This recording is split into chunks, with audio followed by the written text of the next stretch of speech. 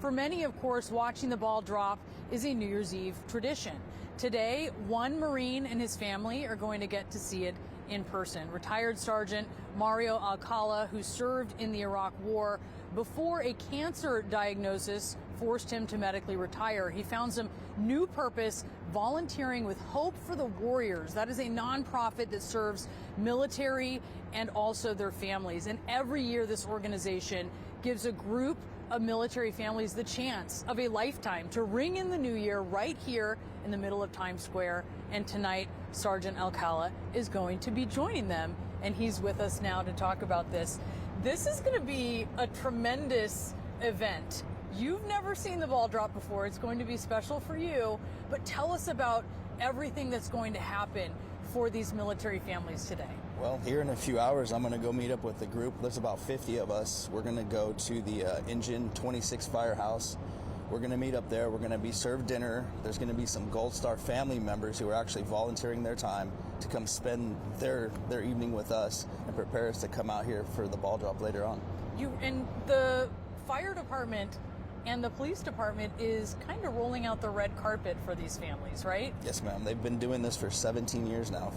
And they'll be escorting them to their places. It's a really VIP experience that they're having. And I have to say, and maybe I'm a little biased because I'm a veteran spouse, they deserve it. Military is a family business, and there's a whole apparatus of the family behind the service member, right? Yes, absolutely. The spouses are, my wife Elizabeth was the backbone the entire time I was in. All 9 years, all 3 deployments, she was there. And then just the transitioning period, she was there for me. And just families, they don't get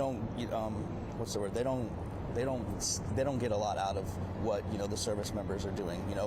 Everybody sees what service members do. They don't see the background. And it's important to bring families out here and celebrate and just enjoy time. And your sons are going to be with you. You have a 13-year-old and a 16-year-old, Quentin and Koa. They're going to be joining you as well, right? Yes, ma'am. They've never seen this before. We've never been to New York City, ever. Oh, my God. And so are they so excited? Absolutely.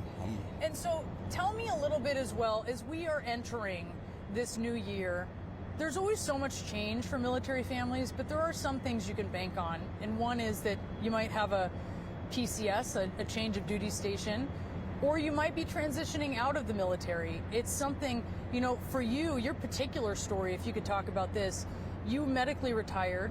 Yes. With a brain tumor, and you're doing well now, but you realized shortly after that you had thyroid cancer, all the while transitioning out of the military. How tough was that with what is already a tough transition?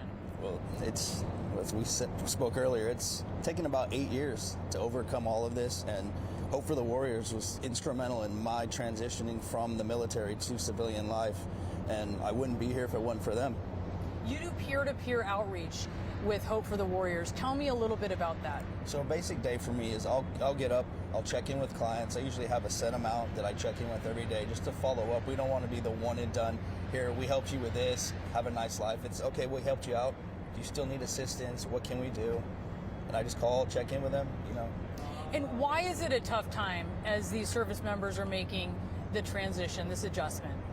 I think it's because we're taught how to be service members. We weren't taught how to be civilians, and we kind of have to learn on our own, and it wouldn't happen without organizations like Hope for the Warriors. Yeah, it certainly wouldn't. Well, Sergeant Alcala, thank you so much for being here, and a shout out to all of the veterans and the military families who are going to be out there ringing in this new year. We really appreciate it. Thank you.